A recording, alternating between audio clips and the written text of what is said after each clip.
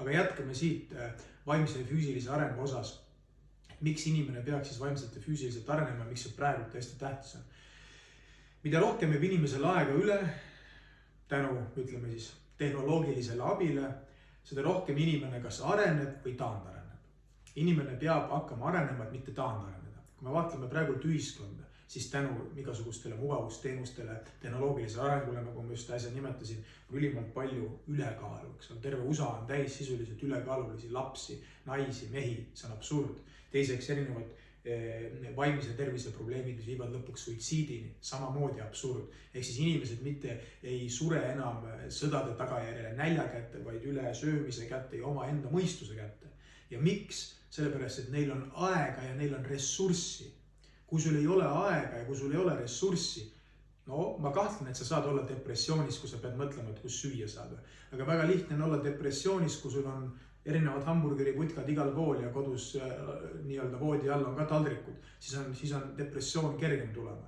See tähendab seda, et mitte me ei pea minema tagasi nii nimetatud primitiivsemaks, et tõmbame stepslis tehnoloogia välja ja läheme uuesti vett tassima ja puid lõhkuma hästi palju, mitte see oleks vale, seda võib maal tänini teha ja on kasulik ka, aga mõistlikum ja loogilisem on see, et sellega kõigega kaasas käia. Ehk siis, kui tuleb ultrainfotehnoloogiline areng, AI ehk tehisintellekt saab veel targemaks, asjad lähevad veel peenemaks, siis inimene peab sellele kõigele järgi tulema. See on idee. Et praeguse seisuga inimene tegelikult see sama primitiivne olem, kes ta oli kunagi koopas. Mis vahet seal on? Me oleme täpselt samasugused.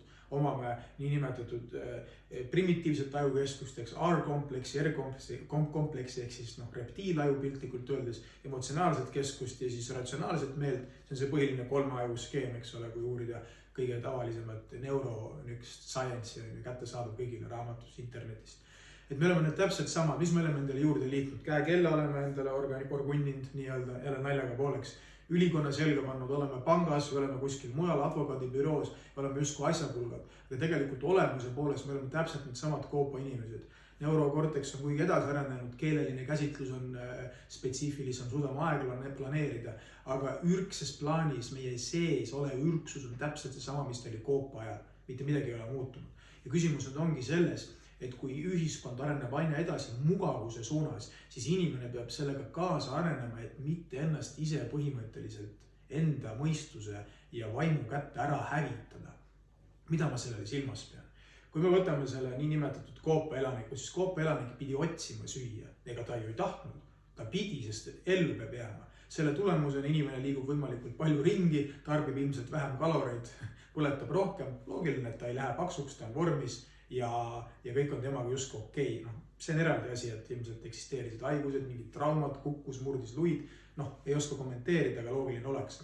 Aga kuhu ma selle idee tahan istutada on tänasesse päeva. Et tänasel päeval me ei pea enam muretsema nii palju toidu eest, oleme realistid. Selge see, et on problemaatilisi riik, on problemaatilisi perekondi, kus võib-olla toitu on vähem, aga üldises plaanis on toit kätte saada. See on igal pool olemas. Ei ole nii, et inimene siin lääne ühiskonnast nälgib kuskil pikali maaseks.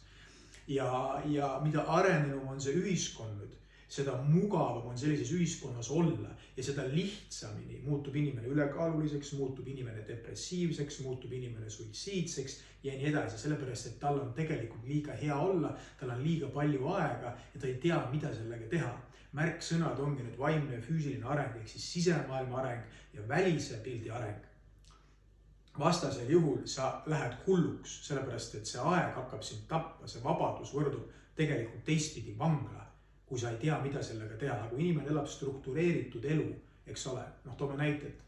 Lihtsalt näited infotehnoloogia valdkonnas töötab, istub päevad läbi kodukontoris, ta omab struktureeritud elu, ärkab ülesse, läheb, teeb koeraga 5-10 kilomeetrit, tuleb koju, teeb kontoritööd, puhkab, sööb, läheb, käib õhtul jõusaalis, veedab aega abikaasaga, naise mehega, mis iganes, lastega, siis jõuab koju, puhkab, võib-olla jalutab veel koera, näiteks ideaalses variandis läheb magama. Ja niimoodi ta ketrab, laupäev, pühapäev, mingisugused lõbustused, ehk siis ta elab struktuuris. Aga inimesed, kes ei ela struktuuris ja seda struktureeritust on ülimalt palju tänases ühiskonnas. Miks ma seda räägin, sest ise eratreenerina ma puutun kokku erinevat sorti inimestega, eelkõige infotehnoloogia valdkonnas töötavate inimestega ja valdav enamus nendest, nii otse rääkides, ilma filtriteta, otsene info ja midagi solvavad, elavad ju tegelikult struktureerimata elu.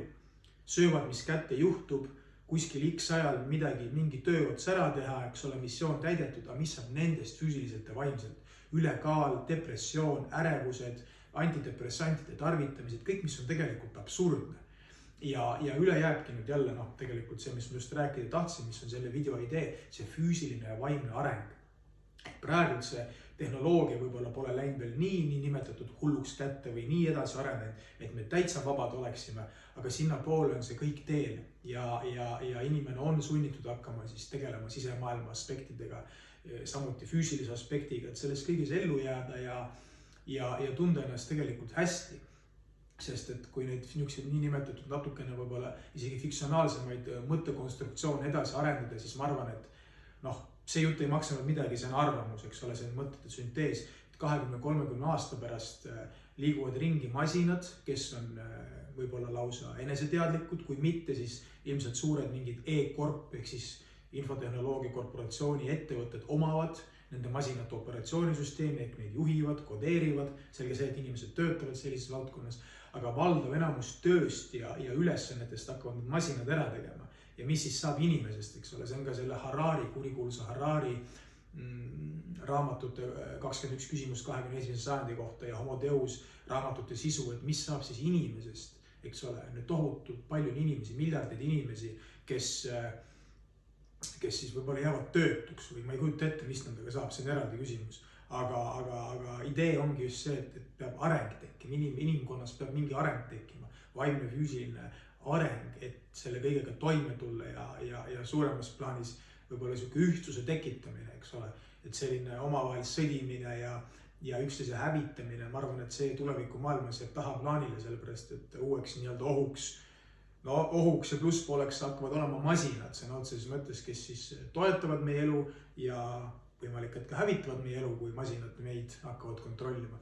Aga need olid natuke sellised fiktsionaalsemad ja ütleme fantaasirikkamad mõtted, et veel kord sõnum on see füüsiline vaimne eneseareng, et inimene tunneks ennast hästi ja praeguses ühiskonnas on see eneseareng võimalik. Et lähme 50-100 aastat tagasi väga raske oli, kus sa pidid väga palju füüsilist tööd tegema, 10-12, võib-olla lausa 15 tundi päevas on ju. Sa ei jõua, sa teed töö ära, lähed magama, sa oled nagu selline orirobot.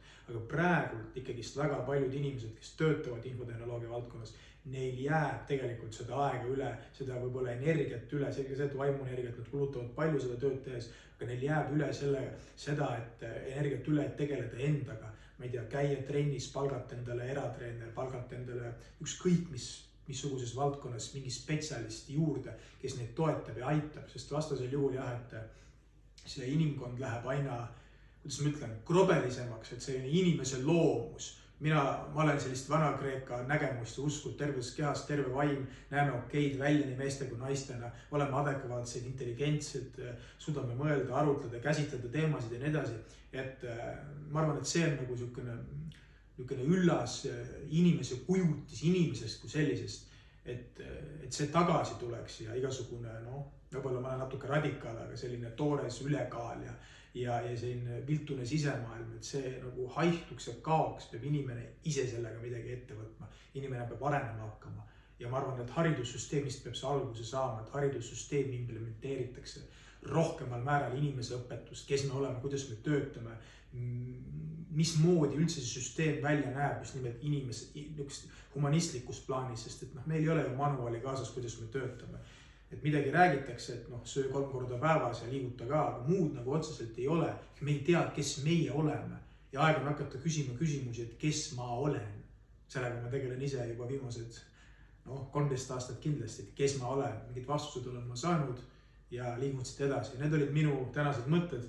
Aitäh kõigile, kes kuulasid, kes viitsisid ära kuulata, kel tekkisid mingid huvitavad mõtted, julgelt kirjutage, joonistage, mis iganes ja kohtume trennis, kes soovib trenni teha. Aitäh veel kord!